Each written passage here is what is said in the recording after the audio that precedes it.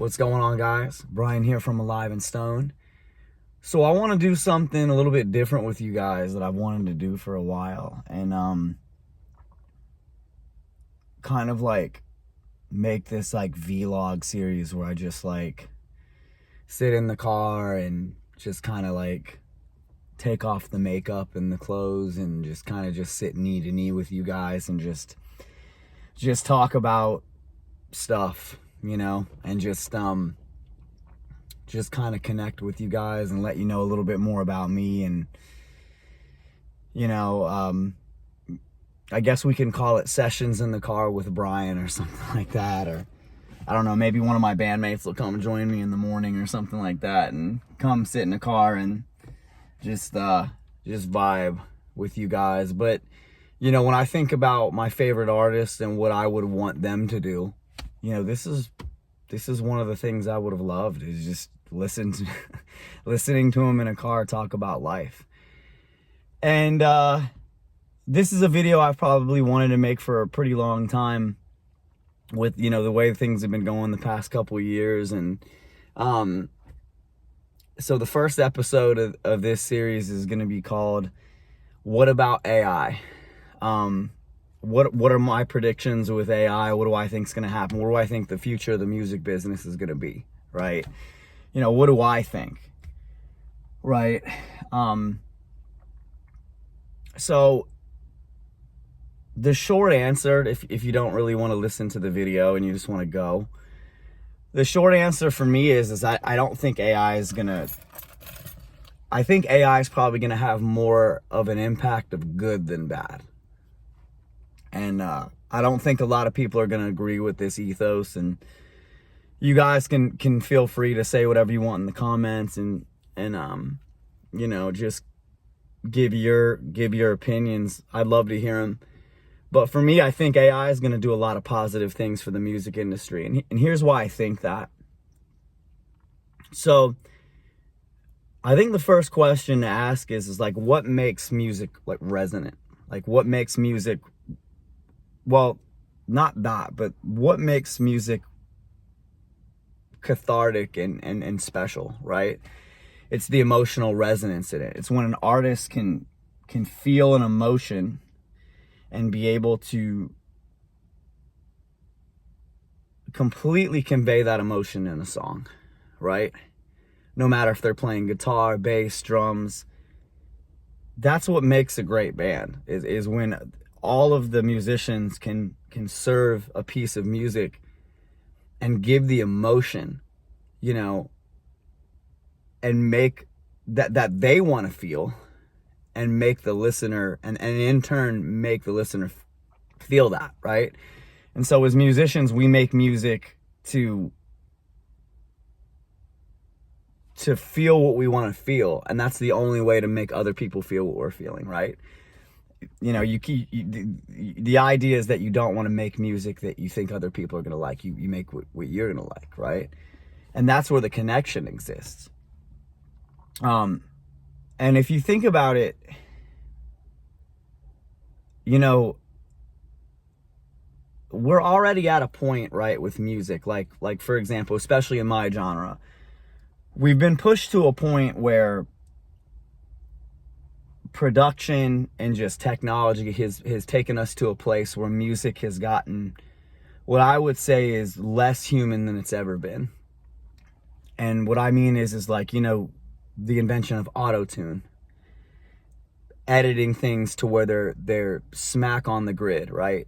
More than they've ever been, layering instruments so that they sound as big as humanly possible, you know, filling every frequency in the mix, and especially in my genre. And I'm not talking about the bands that have invented this style. I think there's some great artwork out there that have made this choice sonically. But I think that for it to be the standard of, you know, we just got to fill up every frequency and get the vocal in rock just way above the mix, more of a pop mix, and just get this to be this huge production all the time, and, you know, brick wall the master and sample the drums and stuff like that. And all of these choices sonically the more that you stack quads in a guitar mix, or the more that you do this or you do that, the less dynamics you hear. The more brute force you have, but the less inflection you have, the less imperfection, right? There's a performance by one of my favorite songs by Soundgarden is a song called Pretty Noose. I love that song.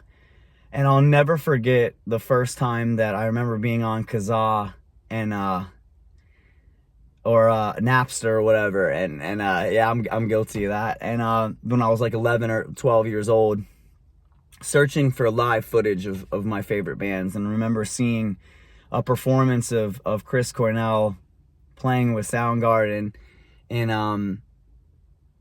Halifax, I think, in Canada, and he's playing the song Pretty Noose, and he is he's playing the song, and it's in this reverberated arena, and he's like, I got the moon today, and he's singing it, and he's kind of off pitch, and every time he's going up for that top note, he's flat.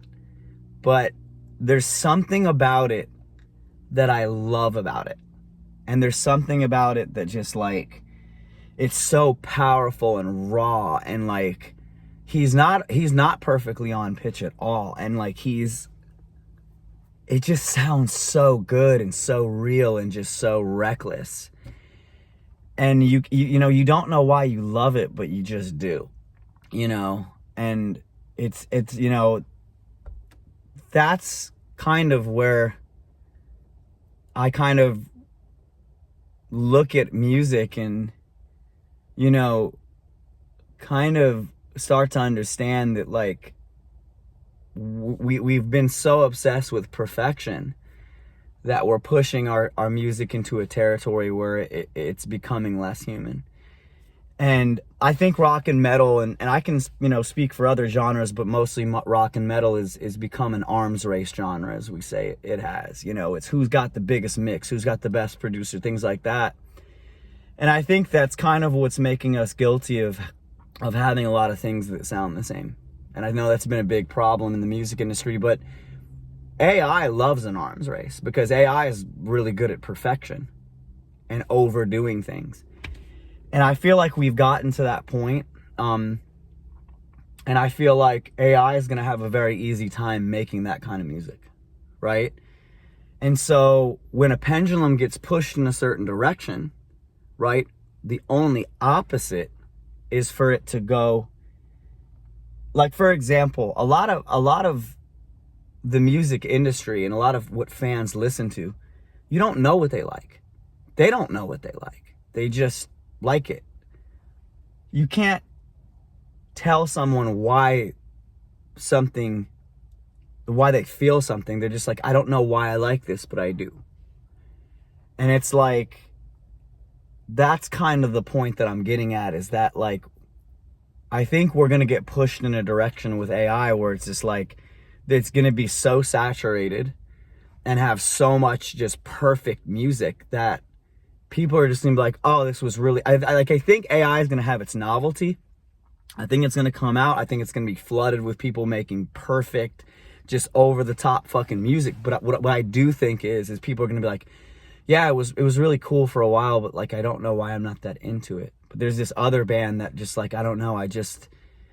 They're just on there. They're playing their instruments. It's raw. It's real. And you're actually seeing a lot of that right now. You're seeing the new grunge movement. You're seeing bands like Return to Dust and, bands like Druidus and all these bands that are going back to a raw sound, the new gaze type thing. And kids are playing instruments again, which is really, really refreshing. And that's what you're seeing, is you're seeing a culture of kids that I think are just like, you know what, we don't want this arms race. We want to just play what we want to play, and we want to be loud, and we want to be dangerous, and we want to. And when I say dangerous, I don't mean, I don't mean violence or things like that. What I mean is being off pitch, not neutering the frequencies in the guitar so they sound pissed off and angry, and being loud. And I think that when we get to a point when we can no longer fill all the frequencies and we can no longer brick wall the master, and there's only so many frequencies that the ear can detect, we're gonna miss the human aspect. And I think that it's gonna push everything in the opposite direction. Another thing that I think is gonna happen is I think that community is gonna become ultra important. Because let's say that like the streaming industry just gets dominated, right? Well, what do we have left? The live show, right? There's going to be hybrid musicians with AI, but is it going to be as cool as seeing kids just going up there and playing it? Very few people know what it's like to be playing an instrument and putting emotion into an instrument and seeing other humans vibe to it. Almost like the music is a weapon, you know? That's incredibly powerful. And it's like, you know, why did hardcore punk exist? Why did the punk movement exist? Well, it was an alternative to perfectly composed, you know, a suspended second, fifth guitar harmony, or, you know, guitar riffs that you had in the more progressive ages of the late 60s and 70s. It was an alternative to that. It's just like, we don't want to be perfect. We just want to play. And then you saw the same thing in the hair metal industry. Everything was polished. It was only one Motley Crue. Motley Crue came out, did something different than everyone else. Everything was all about image, all about perfection, all about, you know, larger than life. And then grunge preceded it, right? Something that was anti-polish, right?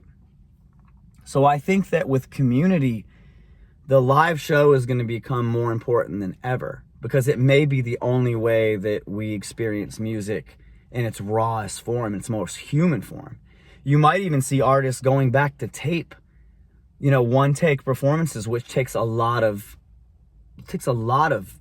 wood shedding in your instrument to be able to play that track perfectly. But all the human imperfection and all the human nuance is preserved. I hope I used that word right in the sentence. But with community, when we have, I mean, AI is not going to be very well received. It just isn't. And I think that,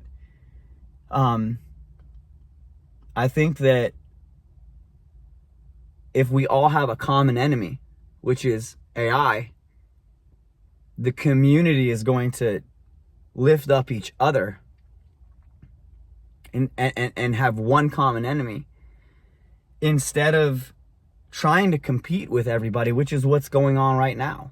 It's just everyone, and I'm guilty of it too, man. I'm an ex-athlete. I'm an ex-football player. I used to think that that competition was, you know, oh, we gotta beat these guys. We gotta have a better this, and it's like, that's okay to have a chip on your shoulder and want to push yourself, but you can't want to ever. You got to, if you lift up each other, that's what carries over. That's what gets your probability higher of having a career. Is like, if you look at the nu metal scene, all those bands, that music got popular because there was all these bands that had the same mental outlook and had a scene. You know, you look at the post-hardcore scene with Thrice and, you know, Thursday and all these amazing bands. It was a scene, and it exploded because all of the ships are, because I think it's like a rising tide lifts all ships. Like, that's what it was. So it's like, if we have a common enemy, if we have a common thing that we share that we want to beat, we're all going to come together regardless of genre. We're going to say support live music, support local music in defiance. And in a lot of ways, it's kind of fun. It's like you're the resistance. It's like the Terminator movie, but for musicians, right? Rise against the resistance.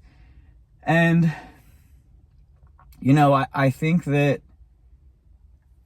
while it can be a daunting task, and while it can be very natural to say, you know, this thing's going to come and cook us all, I think that having a positive mental attitude and wanting to overcome it, I think, is kind of my first instinct of how can we beat it. Because in nature, and here's the refreshing thing, is we're not just seeing this in rock. We're seeing it in multiple genres, and we're also seeing it in other fields. So if you can take game theory, which is the same fundamentals that are applied to a different field, and seeing if they have the same effect. I mean, we're seeing in movies, you know, some movies aren't as fun as they used to be, or aren't as riveting, you know, because of all the effects that we have and all the CGI and all the other things that are going on. I mean, till this day, The Exorcist is one of the most terrifying horror movies around. It was created in, I think, the 70s. I mean, that movie is still terrifying. We have better effects, we have better screen, you know, better cinematography, we have everything, but for some reason, we're still gravitating towards those music. So a lot of kids are discovering bands like Typo Negative. They're discovering bands like the Deftones, Chevelle. This is not a nostalgia thing. This sounds dangerous. This sounds real. I'm resonating with this. And so I think that AI is also going to force people to play their instruments better, write things that they're feeling, separate themselves from trying to make it a commerce thing where it's, oh, we got to have the most banging chorus, we got to have, and it's going to switch it to, I just want to play the chorus that feels the best. I want to play the music that feels the best. And for the musicians that are using AI and maybe they can sing, but they need AI instruments, I get that. You know, they're trying to go forward, and I respect that. But I think that the more that we remove ourselves from playing instruments with feeling, the harder it's going to be. And the more impactful your music's going to be if you have, you know, 4 or 5 guys that are going to play an instrument and play it with feeling and be able to make that, you know, transmittable to an audience or translate, right? Because if all we wanted was perfect instruments and all we wanted was perfect vocals and perfect guitars and stuff like that, genres like punk would have never existed. Folk wouldn't have existed, you know? But they're there because of the feeling, you know? And so, you know, I could be completely off base here. I'd love to hear what you guys think. I think that AI is going to be for the better. It's going to challenge musicians to play their instruments beautiful, you know, better, to write better songs, to hybridize genres, to make things. Because remember, AI can only create what's been done. It can't create from what hasn't been. And I think there's a lot of things in music that haven't been done yet. And it's going to be up to us to dig in, be creative, and be positive. And you know, it's gonna ruffle feathers. I think it's gonna have its say, and I think it's gonna have its novelty, like I said before. But I think it's gonna fizzle out, and I think people are gonna realize, and all the journeyman musicians, the ones that just want to just do it for a quick fix, or they don't want to put the time into it, I think they're gonna be like, hey, what's the point? And the saturation is gonna minimize itself. And if you see a situation on Spotify, like, I don't think Spotify is gonna bend the knee. I don't know if Spotify is gonna say, well, we're not gonna allow AI music on our platforms. I think if it's driving in money, they're gonna make deals. And if the big artists finally put their foot down and say, you know what, we're not gonna support this. If you want to do this stuff, what we're gonna do is we're gonna pull out of the streaming industry, excuse me. And then we're gonna maybe release our music during our live shows, or maybe we're gonna do a tour where we only play music that's new.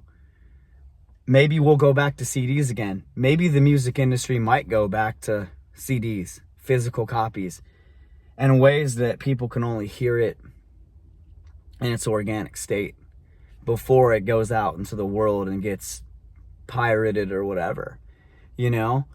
And so I look at there being a human revolution in music, and not only that, in the world. People examining that technology is moving faster than human evolution is, and people that are going to only push for human experiences because they're waking up and they're saying, why don't I feel anything anymore? And that's kind of the rub. That's the way I feel. If you disagree with me, let me know in the comments. And it's just, at the end of the day, it's just a discussion. I could be completely off base, but I know I'm not scared of AI. I'm just scared of going to the end of my life and never proving to myself that, hey, you actually did put the work in to be a good musician. You actually did, take it as far as you can take it. And if AI does take over to the point where it just crushes music and, thinks for itself, then I think the music's are the least of our worries at that point.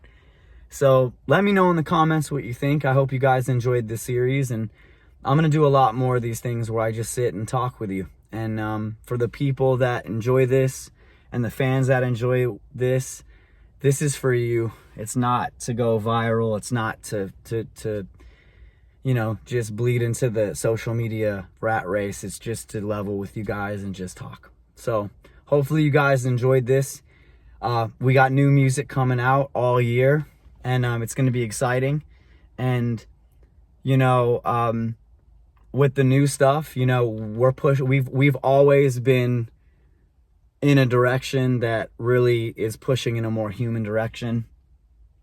And a lot of the music that's coming out with us reflects that, not wanting to use auto-tune, wanting things to be pitch corrected as least as possible, wanting things to be edited as least as possible, not tightening up the doubling tracks, which we have done on a few songs because they don't make that much of a difference, but maybe we're going to stretch edit them. We're using real amps, we're using real drums, and we're getting back to things sounding like rock, which is what we want. And hopefully you guys vibe with it.